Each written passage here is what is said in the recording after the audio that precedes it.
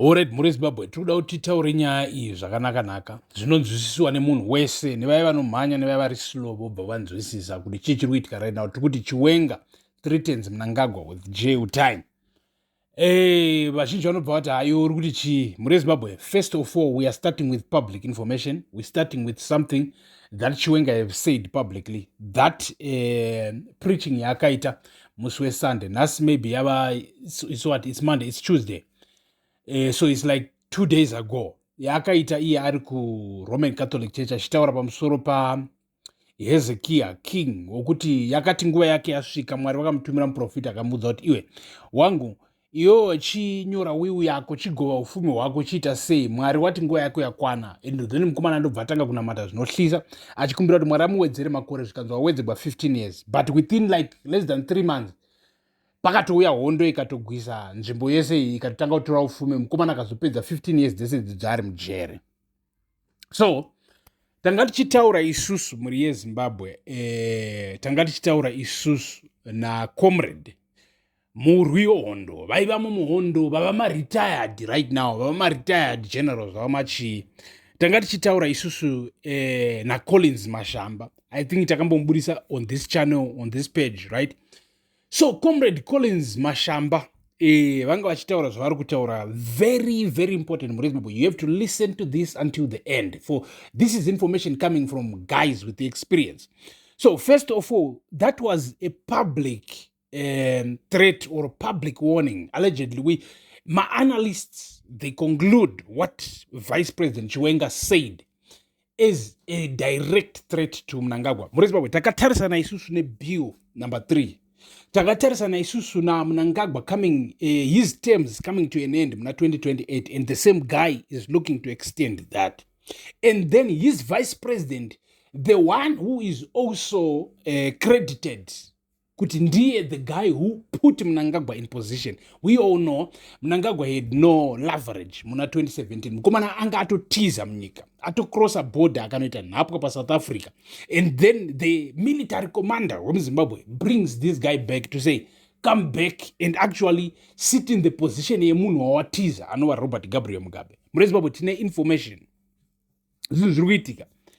So tataura isusu na comrade Collins Mashamba. Collins Mashamba comrade vabva vatiudza vachiti vakomanaka, you see, at first imimi as the public makazviona publicly Vice President Chiwenga vachithreatena Mnangagwa vachitaura kuti mukomana wakakumbira more time, but more time iyoyoyo wakaipiwa asi akazoipedza ari padhaza ari mujere. In other words, comrade was actually talking about an underground jail. Kwerongokanda muchikurubhe museu mongotitokuziva kuti ruri papo ruti aiwa an underground jail rutoti rotochengetegwa even more dangerous people. So muri Zimbabwe information yauya nacomrade, tavabvunza tikati comrade, so muri kuti chii? Muri kuti mimi are you only talking about the public threat yakaitwa comrade vari kuchurch, or is there something else? Kanzi wangu there is something else. Tikabva tati alright comrade Collins Mashamba, comrade Mashamba, endai kumberi muudze muri Zimbabwe kuti what is more behind this whole story. You can ask yourself one question: why would Chiwenga be so confident, if he is the vice president, to come out in public and say a story yakafana yakataura iyeye? Why would he be so confident that Chiwenga will put Mnangagwa in jail? Mnangagwa, after all, is the president. It's because of the military. So what we are about to tell you is what comrade Collins Mashamba have told us.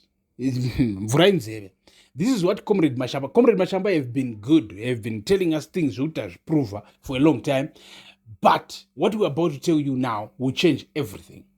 So zirikunzi muri Zimbabwe, chirikuitika behind the closed scene is actually something very big, is actually something very coordinated, and it have been happening for a very long time.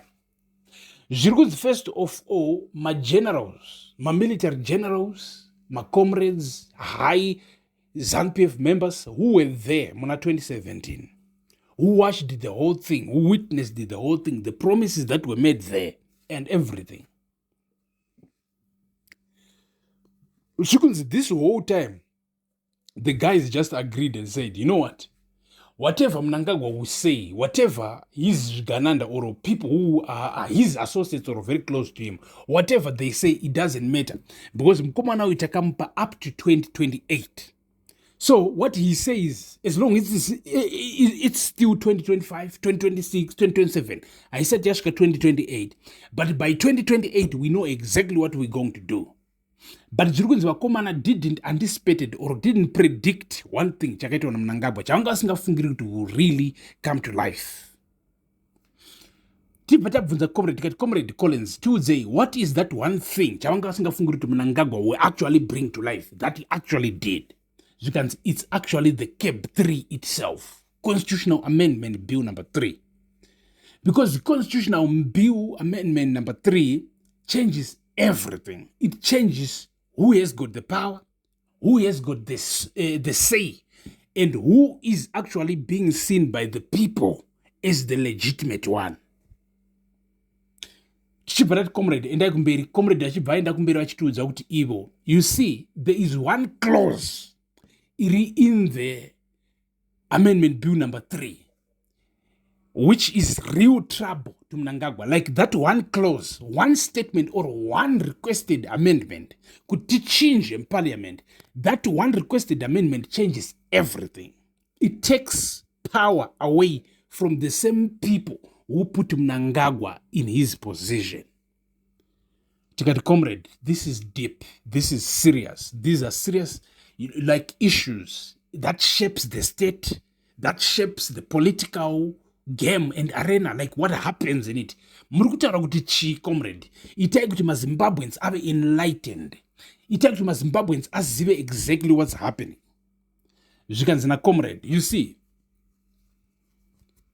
chiri kuitika muZimbabwe right now, it's a game of institutions. Which institution holds power, but not only power, but legitimacy itself in front of Zimbabweans?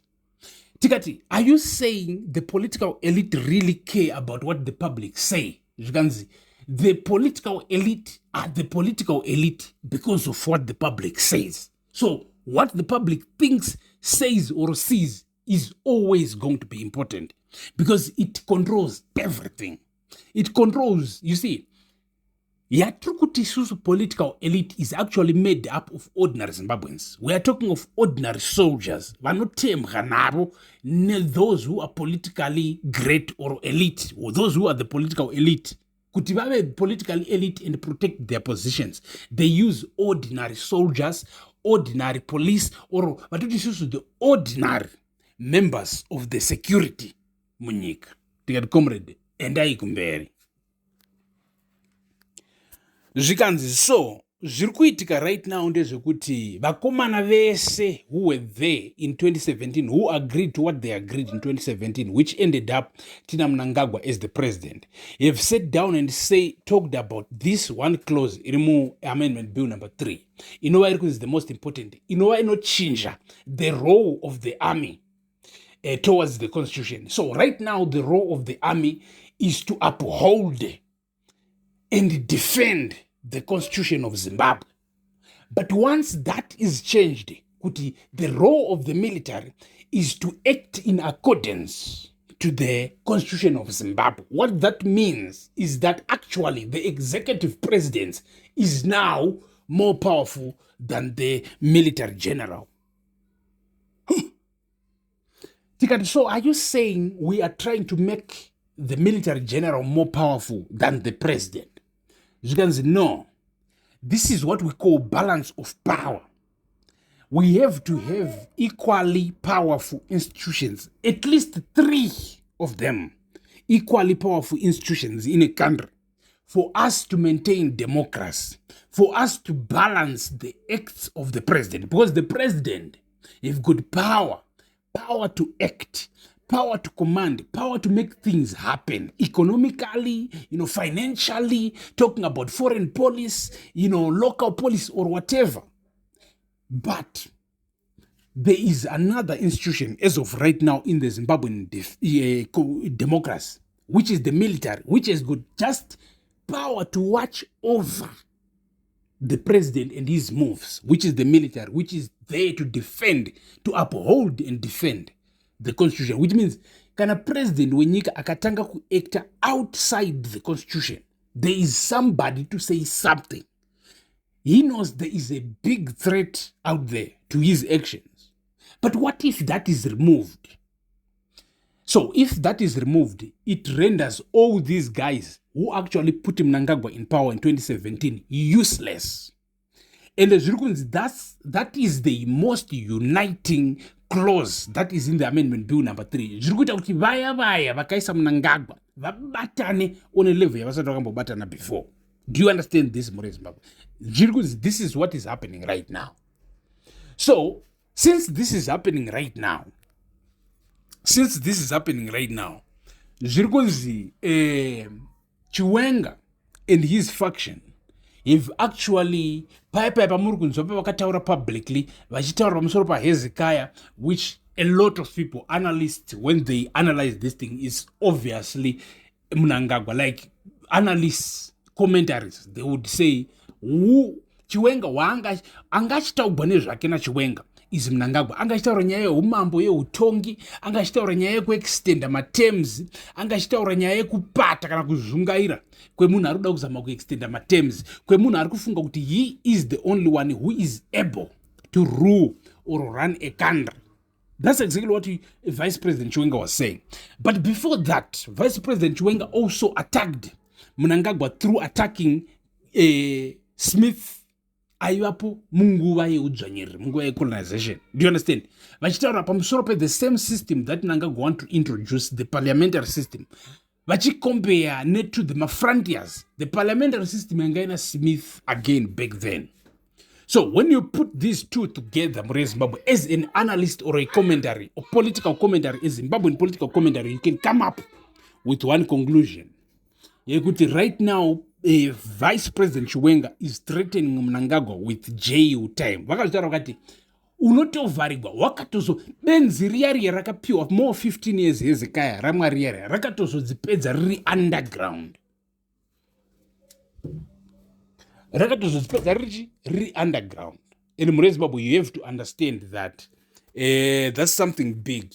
So More Zimbabwe, we still pray as a people for peace, for dialogue, and for that peace and dialogue to be the solution to our problems. So thank you so much for being part of the movement. Pano pamuzinda wevano, for watching this video. Stay tuned, stay subscribed, stay following the channel Muzinda Wevano. And we also want to thank the paying members, whether urukutona pano pa Facebook or urukutona pa YouTube. Pano pa Facebook, we have people who are paying every month to be the members, the inner circle, or the engine that actually promotes, fuels the movement. Yavanoona the value in us, pano pa Muzinda Wevano. And also thank our members pa YouTube, who are also the fuel, who are paying every month a certain amount. Yema rands cannot yema US dollar is $1 something, is $2 something. You can join that family. You can join those supporters, those people who are actually the engine, by becoming a subscriber. Pano pa Facebook, by becoming a member. Pano pa YouTube. Thank you for watching.